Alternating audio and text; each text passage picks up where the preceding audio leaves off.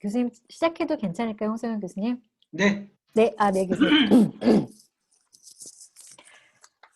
네, 안녕하십니까. 이번 강의의 진행을 맡은 강동 경희대병원 산부인과 설현주입니다. 먼저 이렇게 평소에 존경하는 홍성현 교수님 강의를 진행하게 돼서 제가 영광으로 생각하고 있습니다. 오늘의 강의는 먼저 홍성현 교수님의 강의를 듣고 그 다음에 강동 경희대병원 편승엽 선생님의 지정 토론이 예정되어 있습니다. 홍성현 교수님 양력에 대해서 제가 간략하게 말씀드리겠습니다. 홍성현 교수님은 1995년도에 경북대 의대를 졸업하셨고 2010년에 영남대에서 박사학위를 받으셨습니다. 그리고 지금 현재 대구 가톨릭대학교 병원 산부인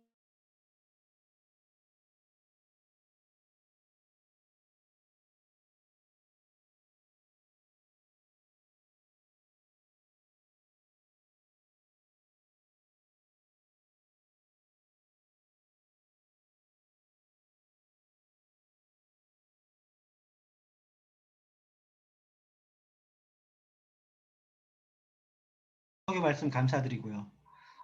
오늘 이렇게 강의할 수 있는 기회를 주신 김재원 회장님, 이하 학술위원회에게 감사드립니다. 제가 오늘 맡은 주제는 코로나 시대의 임산부 관리 지침에 대해서 주제를 맡았는데 아무래도 대구 지역이 우리나라에서는 가장 먼저 그리고 대규모로 아웃브레이크가 있어서 매도 먼저 맞아봤다고 그 경험에 대해서 말씀해 달라는 취지 같습니다.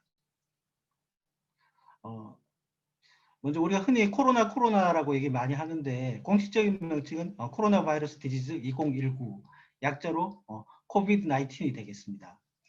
그러면은 일으키는 바이러스는 처음에 중국 우한에서 처음 발생했을 때는 노블 코로나 바이러스 2019라고들 많이 불렀는데 공식적인 명칭은 바이러스가 동정이 되고 난 후에 Severe Acute Respiratory Syndrome 코로나 바이러스 2, 즉 약자로 SARS-CoV-2가 공식적인 명칭이 되겠습니다. 코로나 바이러스도 종류가 굉장히 많아서요. 우리가 흔히 아는 가장 경증의 감기를 일으키는 바이러스부터 우리가 중증으로 알려져 있는 메르스 그리고 사스 같은 것들도 다 코로나 바이러스가 원인이 되겠습니다. 2020년 올 3월 11일에 WHO에서 결국 코비드 19에 대해서 팬데믹을 선언했었죠. 이 선언하는 시기가 뭐 빠르냐 늦으냐는 논란들이 굉장히 많았었는데 사실 역사적으로 보면은 지금까지 팬데믹을 선언된 경우는 1968년도에 홍콩 독감, 그리고 2009년도에 우리가 잘 알고 있는 신종플루에서 세 번째가 코비드 19이 되겠습니다. 팬데믹이 선언된 3월 이후로 해서 10월 2일자 현황을 보면은 전 세계적으로 거의 3,400만 명이 달하는 확진자, 그리고 그로 인한 사망자가 거의 100만 명에 육박하고 있습니다. 그리고 확진자가 나온 나라가 235개국이니까 거의 유엔에 등록된 국가 수가 제가 알기로는 한 190여 개국이 되니까 거기에 작은 소도시까지 다 포함해서 거의 전 세계적으로 모든 나라들이 다 확진자가 발생한 것으로 지금 보고가 되고 있습니다. 우리나라의 현황을 보면은 2020년 10월 3일 현재 24,000여 명 확진자 수, 그리고 사망자가 421명으로 보고가 되고 있습니다. 그럼 오늘 강의 주제에 맞춰서 임산부의 확진 상황은 어떻게 되는지, 일단 전 세계적으로 임산부 확진에 대해서는 아직까지 통계가 제대로 잡히지 않고 있는 것 같습니다. 미국의 현황을 보면은 2020년 9월 22일 현재로 총 확진자 수가 23,000여 명, 그리고 입원한 임산부 수가 5,200여 명, 그리고 임산부 사망자 수가 55명으로 보고를 하고 있습니다. 그럼 이제 우리의 관심은 이제 우리나라의 현황은 어떤지, 불행히도 아직까지 우리나라 임산부 확진자 현황은 아직까지 정확한 통계가 잡히지 않고 있습니다.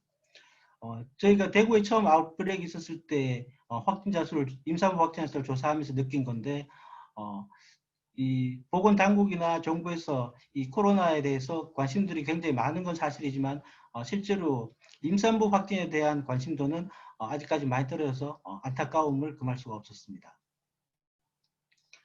어쨌든 대구에서 저희들이 그때 확진자 수를 조사해 본 결과 13명의 확진자가 발생했었는데요.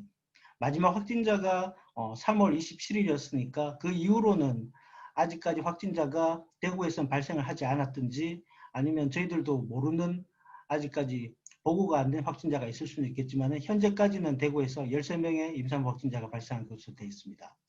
그 이외에 대구 이외의 지역에서도 발생자가 있는 것으로 제가 들었지만은 정확하게 몇 명이 우리나라에서 발생인지에 대해서는 아직까지는 정확한 통계가 없는 것 같습니다.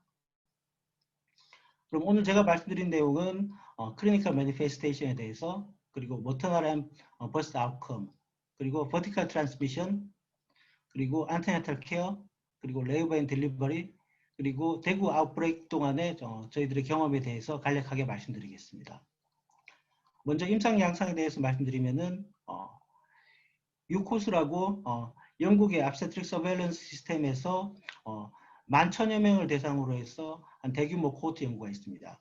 거기서 보면은 임산부 확진자의 많은 수에서 무증상으로 보고가 되고 있고요.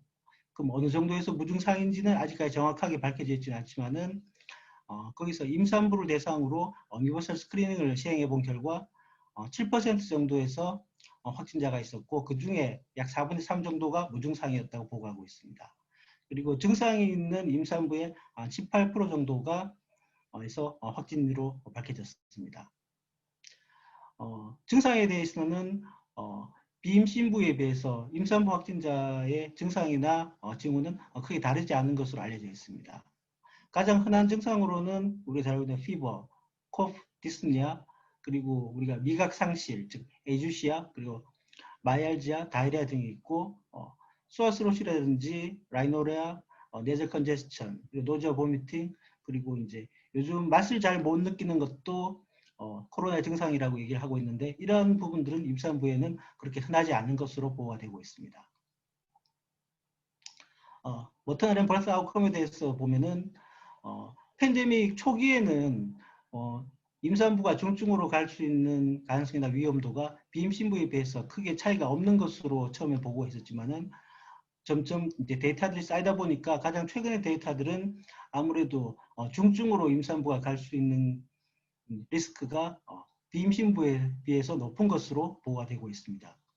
특히 메카니컬 벤틸레이션이라든지 ICU 입원 같은 경우에는 비임신부에 비해서 위험도가 높은 것으로 보고가 되고 있습니다. 다행히 모탈리티는 비임신부에 비해서 크게 차이가 없는 것으로 보고를 하고 있고요. 이런 하이리스크나 시비어 디지를 가는 경우에 대해서 특히 오베시티나 GDM 같은 코모비티를 가진 산모들이 비슷한 코모비티를 가진 제너럴 파퓰레이션에 비해서 위험도가 훨씬 더 높은 것으로 알려져 있습니다. 하지만 이러한 것들은 예전에 2009년도에 신종플루 팬데믹 때하고 비교해 보면은 앱솔루트 리스크는 크게 여전히 많이 낮은 것으로 보고가 되고 있습니다.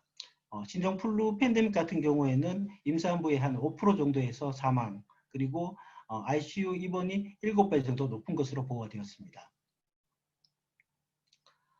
대부분 우리들이 잘 알고 있는 것은 코비드-19에 감염되면은 조산과 그리고 제왕절개율이 증가된다는 것이 사실 초기 연구에서는 통솔로 알려져 왔습니다. 하지만 이러한 것들은 정말 코비드-19 감염에 대한 직접적인 영향인지, 아니면 산모의 상태가 중하고 그러니까 좀 빨리 분만을 하게 되고, 그리고 자연분만보다는 제왕절개 쪽을 조금 선호하다 보니까 그로 인한 영향인지 아직까지는 확실하게 밝혀지지 않습니다. 저희들의 경험에 있어서도 사실 그 자연분만을 할 건지, 감염자에 대해서 제왕절개를 할 건지, 처음엔 저희들도 자연분만을 좀 해보려고 노력을 많이 했지만은 사실 분만 초기에, 레이버 초기에 저희들이 방호복을 입고 그 인원수도 몇 명 안 되는 사람들이 그 제한된 구역에 들어가서 실제 이 분만을 진행하는 것이 그렇게 용이하지 않았습니다. 그래서 좀 그러한 영향으로 제왕절개율이 높아질 수 있지, 그런 것들이 실제 코비드-19에 대한 치료의 영향인지에 대해서는 확실치가 않습니다.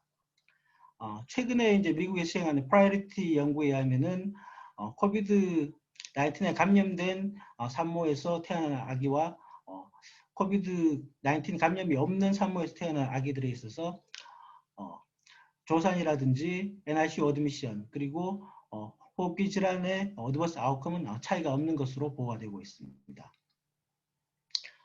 다음 이제 관심이 많은데 버티컬 트랜스미션에 대해서 말씀드리겠습니다.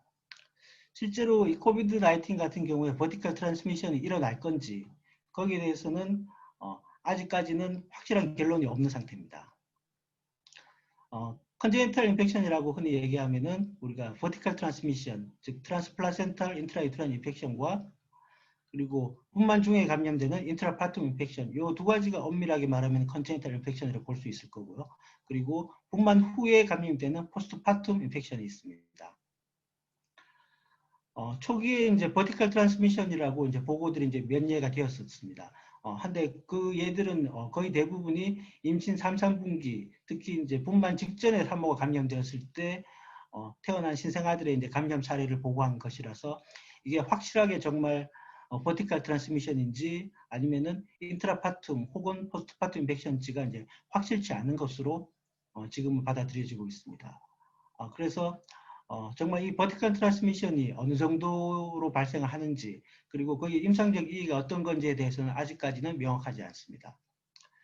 사실 제대로 된 웰 다큐멘트 케이스는 지금까지 딱 두 케이스만이 보고가 되었습니다. 이 두 케이스 모두 신생아에 이제 실험 IgM이 검출되고 그 다음에 사스 CoV2가 플라센타 스페시멘에서 포지티브를 보였기 때문에 상당히 이런 부분에 개연성이 있다고 보여지지만은 결론적으로 말하면은 버티컬 트랜스미션이 가능할 것인가?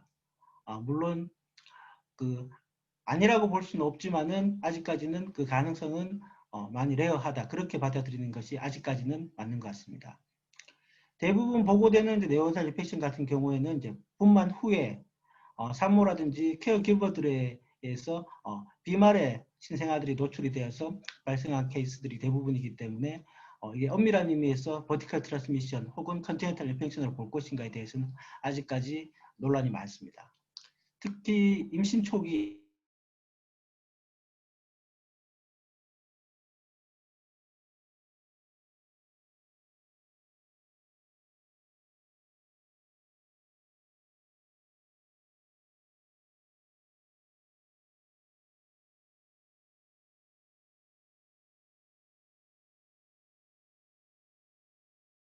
같은 것들이 포함이 될 수 있고요.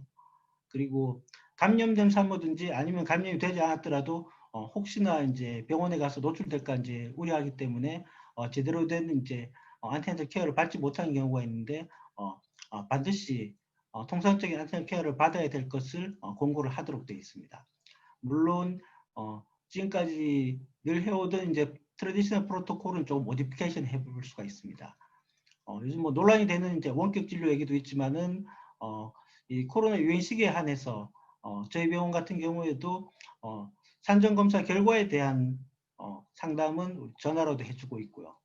그리고 병원에 올 때 동반자의 수를 줄이는 방법, 그리고 가능하면은 같은 날에 여러 가지 테스트를 동시에 시행하는 방법, 그리고 병원에 오는 횟수를 감소시키는 방법, 이런 것들이 이제 제한이 되고 있습니다.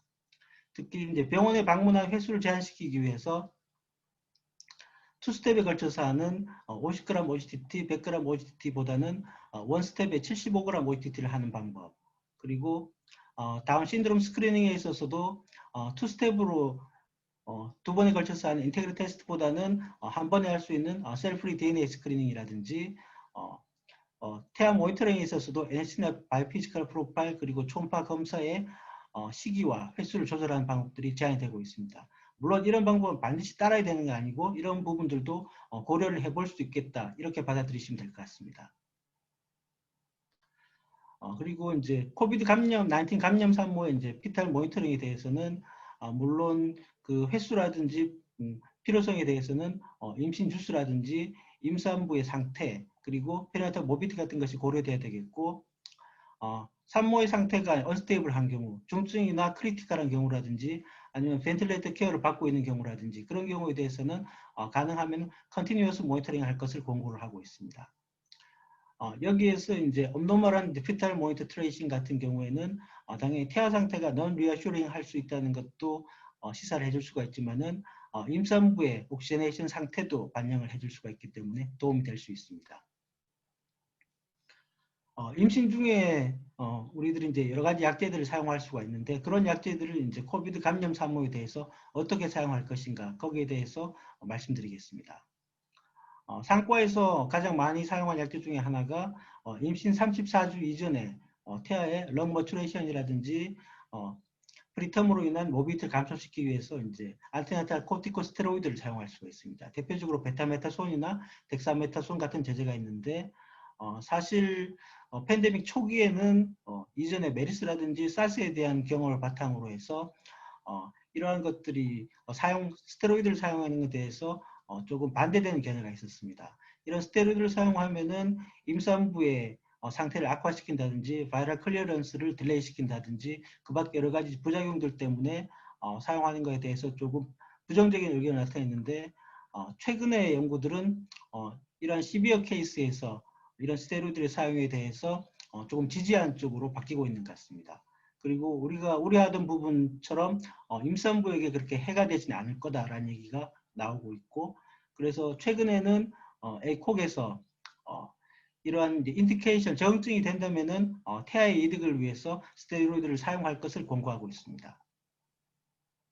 그리고 마그네슘 설페이트 같은 경우에는 우리가 전자간증이라든지 임신 32주 이전에 신생아 뉴로 프로텍션 같은 것을 위해서 자주 사용하고 있는 약제 중에 하나인데 우리가 잘 알듯이 이런 것들이 호흡을 저하시킬 수가 있기 때문에 산모의 상태가 레스피레이터리 컴프로마이즈 상태에 있다면은 이런 마그네슘 설페이트를 사용할지 이런 것은 케이스 바이 케이스로 좀 신중하게 결정을 해야 되겠다라고 권고하고 있습니다. 그리고 이제 그 코비드 19 같은 경우에는 가장 대표적인 증상이 이제 피버가 있기 때문에 NSAID와 이제 아세트아미노펜의 사용에 대해서 지금까지는 가능하면은 NSAID보다는 아세트아미노펜의 사용을 권고하고 있었습니다. 이러한 것은 이제 NSAID가 인펙션의 코스라든지 중증의 경우에 부정적인 영향을 줄 수 있다는 우려 때문이었는데 사실 이런 부정적인 우려에 대한 에비던스는 사실 많이 제한적인 상태입니다. 그래서 최근에 이제 여러 가지 팬데믹을 경험으로 해서 연구들 결과들이 쌓인 결과로 에이콕이라든지 WHO 그리고 유로피안 메디슨 에이전시에서는 인디케이션이 된다면은 NSAID의 사용을 굳이 안 할 필요가 없다라고 권고를 하고 있습니다. 물론 이제 NSAID 같은 경우에는 상과 교수님들은 잘 아시겠지만은 그 조산화에 있어서 미숙화에 있어서 덕투스 아트리오수스를 프리머처 클로저 시킨다든지 아니면은 그 양수의 양을 줄인다든지 하는 부작용들이 있을 수가 있기 때문에 그 가이드라인에 맞게 가능하면은 32주 이전에 2, 3일 정도의 단기간 정도를 사용할 것을 권고하고 있습니다. 그리고 코비드 19의 치료약제로 이제 많이 들어보셨겠지만 렘데시비어 같은 경우, 안티바이럴 같은 경우에는 임산부에도 적응증이 된다면은 레커멘드 하고 있습니다. 이것은 이전에 에볼라라든지 메르스, 사스 등에 사용했던 경험을 토대로 해서 피탈 톡시티는 그렇게 문제가 되지 않는다라고 알려져 왔고요. 하지만은 그 코비드 19 팬데믹 시기에 거의 대부분의 RCT들은 이 렘데시비어의 사용에 대해서 임산부라든지 수유부들이 제외됐다는 단점이 있습니다. 앞으로 연구에 있어서는 이제 임산부가 혹시 포함된 연구들이 진행되면 도움이 될 수 있을 것 같습니다.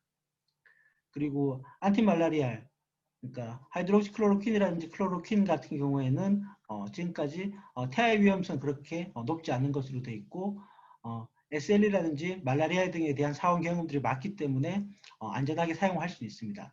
하지만 이게 코비드 19 자체에 도움이 될 건지에 대해서는 아직까지 에비던스가 별로 없는 상태입니다.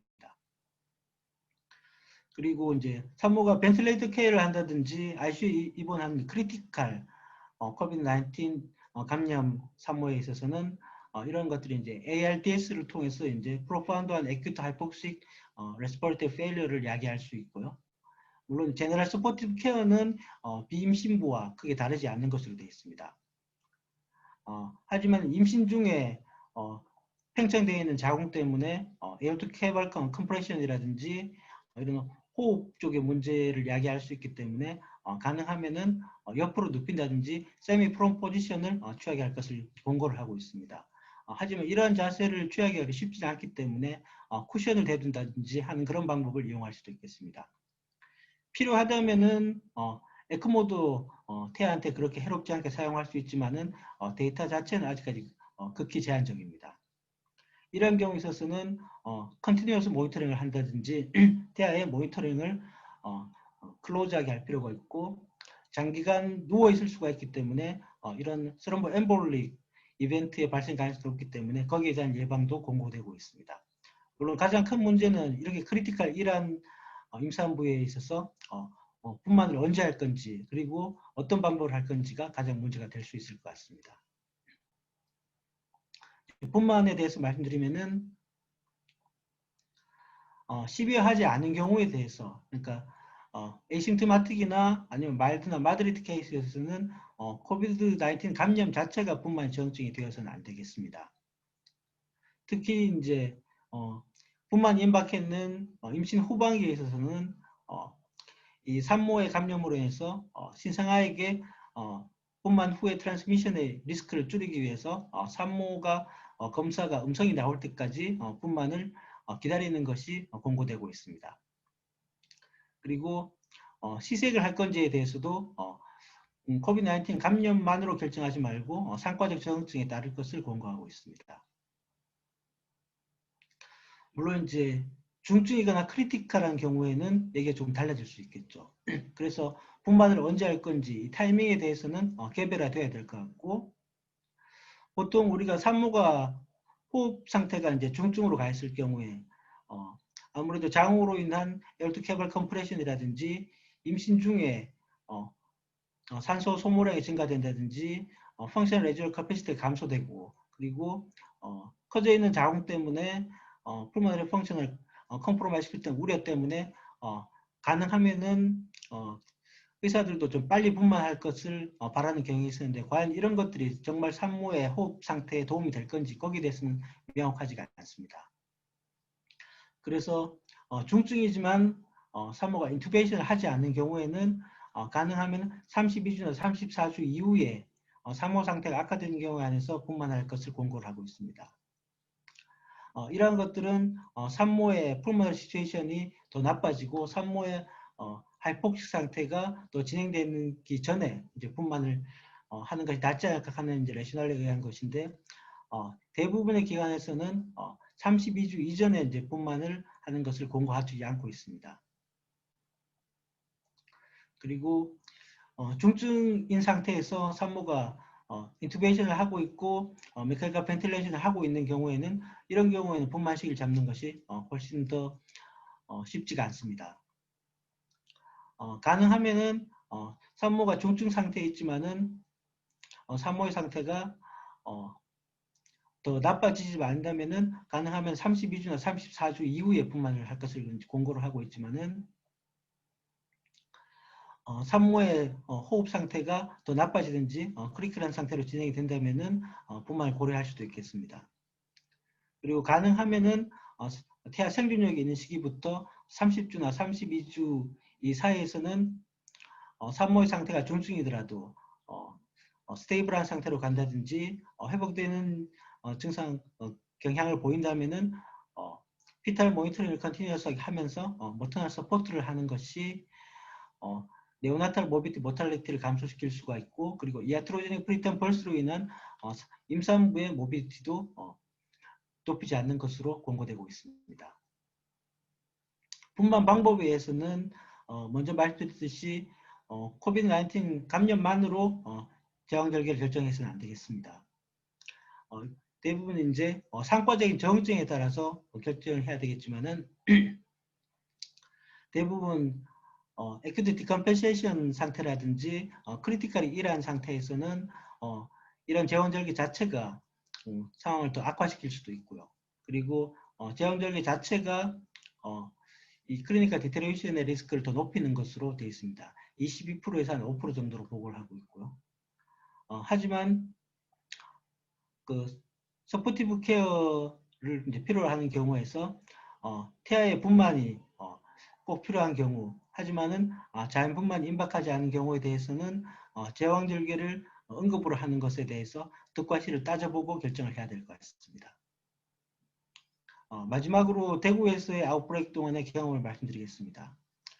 임산부의 관리 지침에 대해서는 ACOP과 SMFM에서 리스크, 시비어리티 어세스먼트를 하고 난 다음에 이것을 엘리베이트 리스크, 마드리트 리스크, 로 리스크로 나와서 이제 케어를 하는 것으로 이제 알고리즘을 제시하고 있는데 사실 이러한 방법을 우리나라에서 그대로 쓰기에는 쉽지가 않습니다.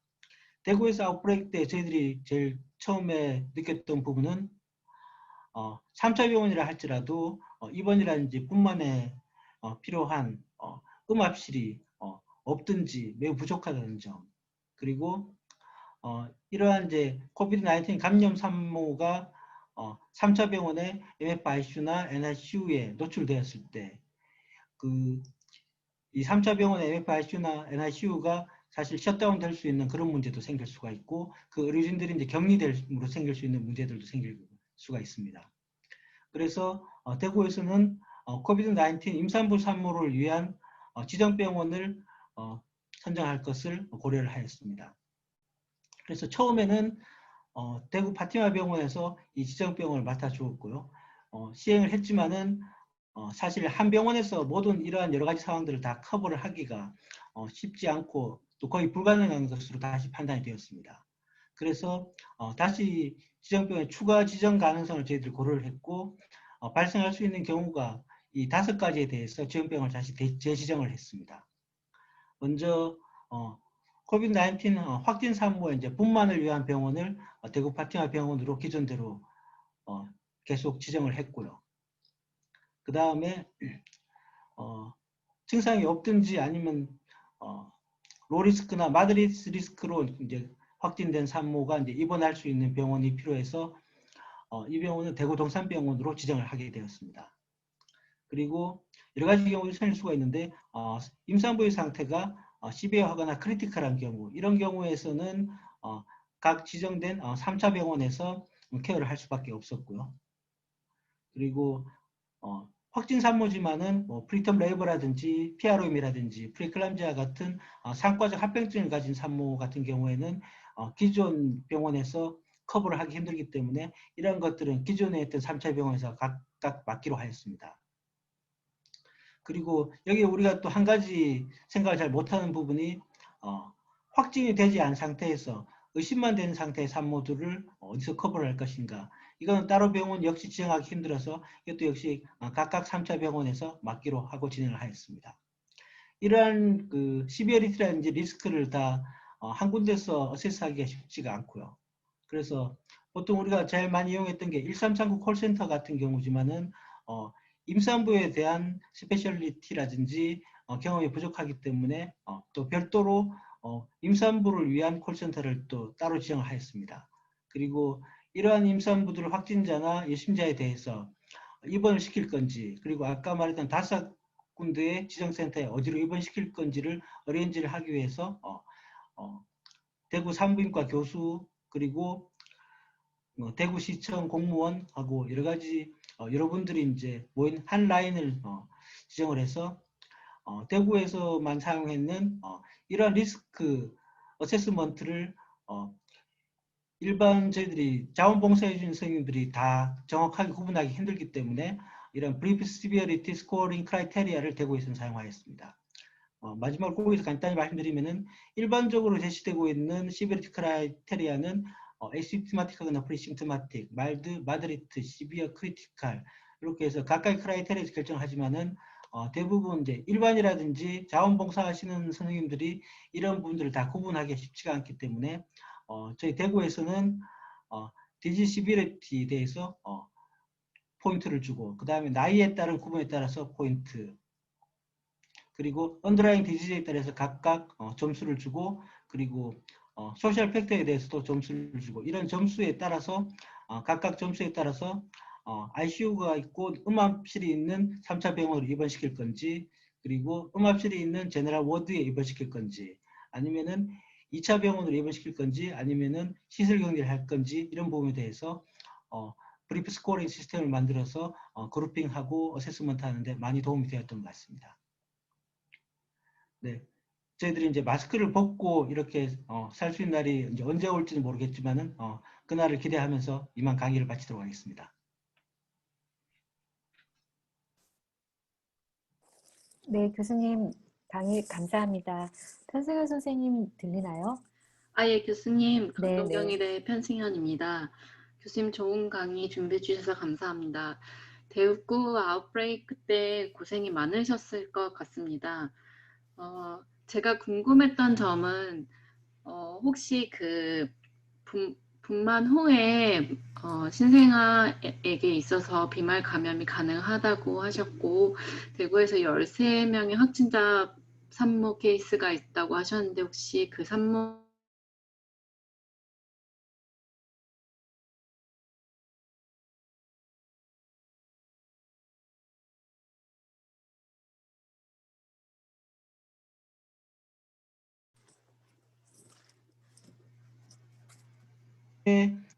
신생아 케어는 저희들이 술시대에 별도로 옆에 방을 하나 더 마련해서 출생 후에 바로 인큐베이터에 실어서 옆방으로 옮겨서 다시 NICU 가서 격리구간에서 음압실에서 별도의 관리를 했고 다행히 컨제니탈 인펙션이라든지 아니면 분만 후에 포스트파텀 인펙션으로 확진된 신생아는 한 명도 없었습니다.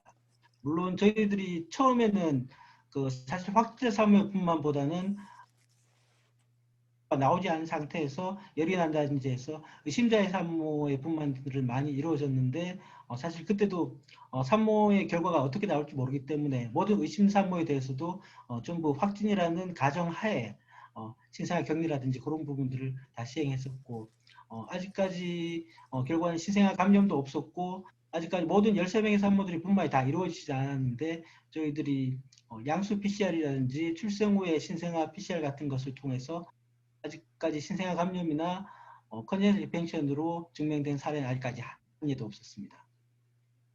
예, 감사합니다. 네, 감사합니다. 제가 마지막으로 교수님 2월에 이제 이미 경험을 해보셔서 뭐 예를 들면 뭐 재원이라고 할까요? 실제 경험해 보셨을 때 지금 우리나라 이런 이제 산정 관리나 이런 의료 환경에서 뭐 산모들한테 이런 코비드 19이 팬데믹이 됐을 경우에 가장 우선적으로 좀 필요한 게 뭔지 말씀 한마디만 좀 부탁드립니다. 대구 같은 경우에도 사실 3월 27일 이후로는 확진 산모가 아까 말씀드렸던 지정센터들은 4월 중순까지 기다리고 난 후에 다시 다 원상 복귀가 됐고요. 현재는 따로 임산부 지정센터라든지 코비드 19 감염에 대한 지정센터를 대구에서 따로 운영을 하진 않고 있습니다.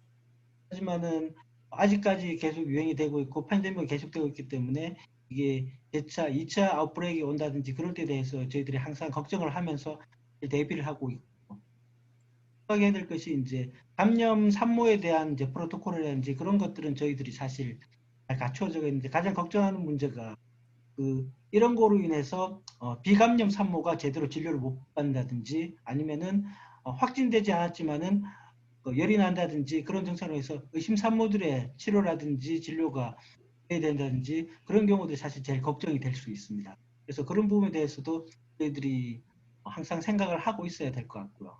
물론 저희들 경험상으로는 이 지정센터나 이 시스템을 다시 운영하기가 사실 그렇게 녹록진 않은 것 같습니다. 솔직히 말해서 다시 하려면 또 할 수 있겠나 그런 생각이 사실 들긴 합니다. 네, 뭐 항상 그렇지만 상과에서는 인력이 가장 문제인 것 같습니다. 오늘 그 교수님 그 경험까지 녹아든 강의 너무나 감사드리고 편승훈 선생님도 수고가 많으셨습니다. 오늘 이것으로 이번 강의는 마치도록 하겠습니다. 감사합니다. 네, 감사합니다. 감사합니다.